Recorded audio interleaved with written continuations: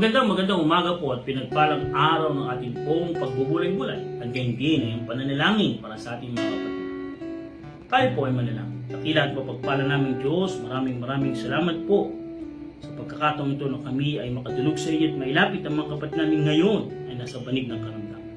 Ibangon mo po sila at muli mong gamitin ang iyong mga salita sa pagpapalakas at pagbibigay tanglaw sa aming mga puso sa pangalan po ng Panginoong Jesus. Amen. Ang ating pong pagbubulay-bulay hangin po natin sa aklat po ng Efeso, Ephesians chapter 5, verse 20.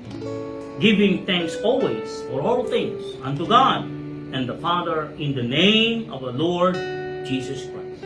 Na kayo laging magpasalamat sa lahat ng mga bagay sa pangalan ng ating Panginoong Kristo sa Diyos na ating Ama.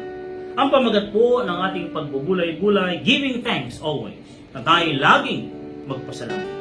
Ang tema ng aklat ng Efeso ay ang biyaya at hiwaga ng Diyos para sa iglesia o lupon ng mga mananampalataya.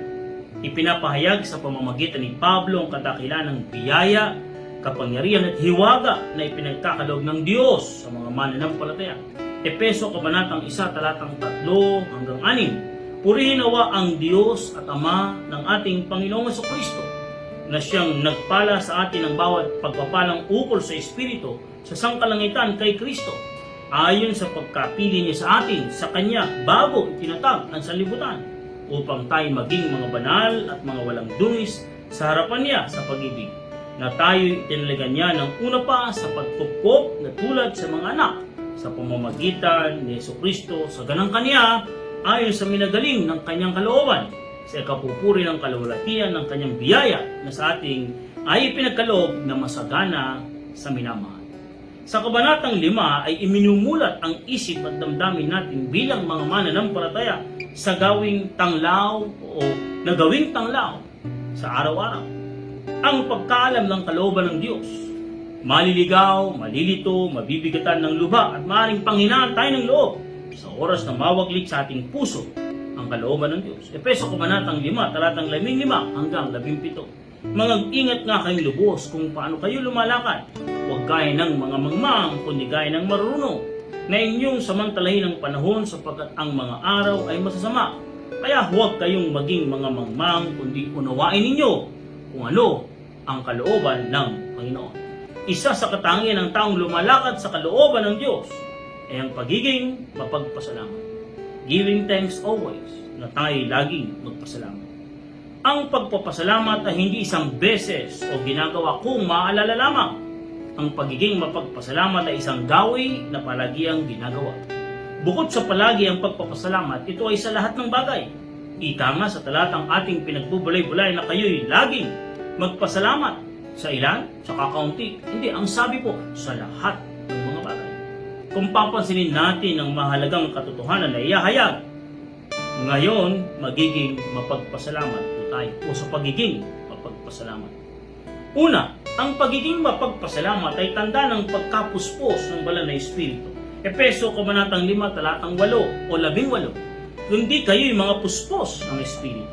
Ayon sa taludtod ng mga talata, mula talatang 15 mapapansin natin na ang pusong mapagpasalamat ay pinupuspos ng banal na Espiritu.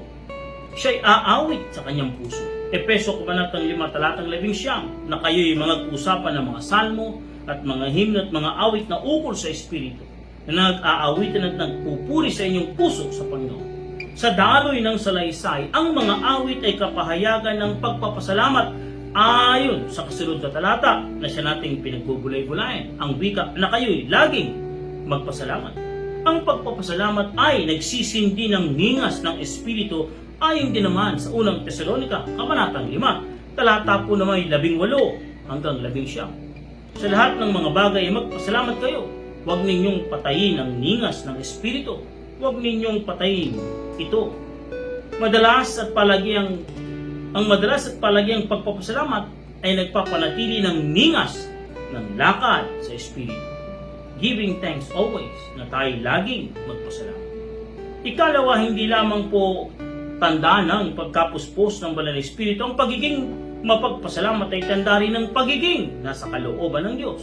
Unang Tesalonika kabanatang 5 talata 18. Sa lahat ng mga bagay magpasalamat kayo, sapagkat ito ang kalooban ng Diyos kay Kristo tungkol sa inyo. Sa pagpapasalamat din sangkap ang pangalan ng Panginoong Hesus at kayo din ng Ama. Pansinin natin sa talatang ating pinagninilayan sa pangalan ng ating Panginoong Kristo sa Diyos na ating Ama sa uling bahagi matapos banggitin ang palagiang pagpapasalamat. Ngayon din sa Kolosas Kabanatang 3, talata 17, at anumang inyong ginagawa sa salita o sa gawa, gawin ninyong lahat sa pangalan ng Panginoong Hesus na nagpapasalamat kayo sa Diyos sa pamamagitan niya. Ibig sabihin, kapag ang isang bagay ay ginagawa natin sa pangalan ng anak at para sa kaluwalhatian ng Diyos, hindi maihiwalay ang pagpapasalamat. Kung ikay iinom para magawa mo ito sa pangalan ng Diyos, magpapasalamat ka sa iyong iinumin. Kung ikay kakain o anuman bagay ang iyong gagawin, hindi maihiwalay, hindi pwedeng mawala ang sangkap ng pagpapasalamat kung nais nating sabihin at tiyakin na ito ay para sa Diyos. Balikan natin ang sulat sa Efeso Kabanatang 5. Isa rin sa biyayang kalakip ng pagpapasalamat ay ang magawa o makitang may dahilan upang sumunod at magpasakop sa kaparaanan ng Diyos. Efeso Kabanatang 5, talatang 21 hanggang 24. Ang pagiging mapagpasalamat ay katangian ng isang mananampalatayang makapag-aalaga ng mga kaugnayan maging sa pang mag-asawa.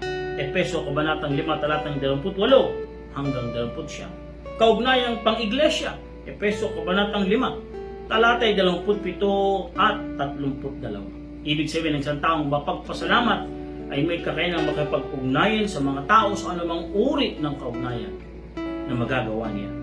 Humahatak ng paglalapit ang pagpapasalamat at nagpapatunay ng lalim ng ugat ng pananampalataya ay naman sa Kolosas Kabanatang 2, talatang 7 na nag-uugat at nagtatayo sa Kanya at matibay sa inyong pananampalataya gaya ng pagkaturo sa inyo na sumasagana sa pagpapasalamat. Hindi lang dunong o pagkaalam ng aral ang sandigan ng lalim ng pagkatuto, kundi maging ang pagpapasalamat. Ang taong mapagpasalamat ay tanda rin ng malalim na pagkatuto sa aral at doktrina ng salita ng Diyos. Ang pagiging mapagpasalamat ay nagbibigay samyo sa mga handog na ibinibigay natin sa Diyos. Ikalawang Korinto Kabanatang 9, talata ng 11 hanggang 12. Yamang kayo'y pinayaman sa lahat ng mga bagay na ukol sa lahat ng kagandahang loob na nagsisigawa sa pamamagitan namin ng pagpapasalamat sa Diyos. Kundi naman umaapaw sa pamamagitan ng maraming pagpapasalamat sa Diyos. Pasinin natin ang pag-ulit ng salitang pagpapasalamat sa Diyos. Giving thanks always, na tayo laging magpasalamat. At ikatlo, ang pagiging mapagpasalamat, hindi lamang po ito tanda ng pagkapuspos ng banal na Espiritu, hindi lang po ito tanda ng pagiging nasa kalooban ng Diyos. Ito rin po ay nag-iingat ng ating mga puso at nagbubunga ng kapayapaan ng Diyos. Pilipos, Kabanatang 4, talata ng 6 hanggang 7. Kundi sa lahat ng mga bagay sa pamamagitan ng panalangin at daing na may pagpapasalamat, ay ipakilala ninyo ang inyong mga kahilingan sa Diyos at ang kapayapaan ng Diyos na di masayod ng pag-iisip ay mag-iingat ng inyong mga puso at ng inyong mga pag-iisip kay Kristo Jesus. May mga pagkakataon na ang kapayapaan ng puso ay hindi nakasalalay sa pagkaunawa ng mga bagay-bagay at pangyayari. May kapayapang hindi bunga ng pagbibigay paliwanag, kundi bunga ng Espiritong nagmumula sa pusong mapagpasalamat. Ang pagiging mapagpasalamat sa lahat ng mga bagay ay katangiang hindi nag-aantay na maliwanagan o maunawa ng dahilan, kundi ang pagkakita sa kabutihan, katapatan at dakilang pag-ibig ng Diyos. Kolosas Kabanatang 1, talatay 12 hanggang 14, na nagpapasalamat sa Ama na nagpaging dapat sa atin upang makabahagi sa mga mana ng mga banal sa kaliwanagan, na siyang nagligtas sa atin sa kapangyarihan ng kadiliman at naglipat sa atin sa kari ng anak ng kanyang pag-ibig, na siyang kinaroroonan ng ating katubusan, na siyang kapatawaran ng ating mga kasalanan. Giving thanks always, na tayo'y laging magpasalamat. Ngayong umaga, kung mayroon tayong mga dalahin, kabigatan at mga pangailangan, subukan po natin na magpasalamat kahit hindi pa natin naunawa ng lahat ng mga bagay o hindi pa natin tinatanggap ang hangarin ng ating mga puso. sa ating pagpapasalamat, hindi ang pagkauna ang una, kundi ang matiyak muna natin na tama ang ating puso. Nasa kalooban tayo ng Diyos at kumikilos ang banal na Espiritu dahil nakapagpapasalamat tayo. Ay sa ating pagbubulay, tanda ng pagkilos ng Espiritu ng Diyos ang pagpapasalamat. Kasunod ng ating pagpapasalamat, kahit mahirap ang ating kalagayan, ay ang kapayapaan at pagkadama ng pagpisa ng Diyos sa atin. Dahil ang unang talagang kailangan natin ay matiyak na kasama natin ang Diyos. Dahil anumang kalalagayan tayo masadlak, hanggat kasama natin ang Diyos, payapa, panatag at nakasisiguro po tayo. Bago ang pagkatanggap ng mga hinihiling o ninanasa ng ating puso. Anumang madaragdag kung kasama na natin ang Diyos, panatag na po tayo. Magpasalamat po tayong palagi. Giving thanks always, na tayo laging magpasalamat. Ika nga po sa Efeso, Kabanatang 5, Talatang 20, giving thanks always for all things unto God and the Father in the name of the Lord Jesus Christ, na kayo'y laging magpasalamat sa lahat ng mga bagay sa pangalan ng ating Panginoong Jesucristo, sa Diyos na ating Ama. Salamat po sa ating Panginoon. Salamat po sa kaligtasan. Salamat po sa lahat ng bagay na ginagawa ng Panginoon. Manalangin po tayo. Nakila at pagpapala namin Diyos, salamat po sa biyaya mo. Ang salita mo'y patunay ng kagandahang loob mo at ang iyong pagdanasang kumisan sa aming mga buhay. Salamat po sa banal na Espiritong tumatahan sa amin.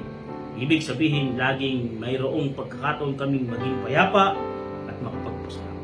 Pangunahan mo po kami sa araw na ito at puspusin ang aming mga puso ng pagpapasalamat sa pangalan po ng Panginoong Hesus.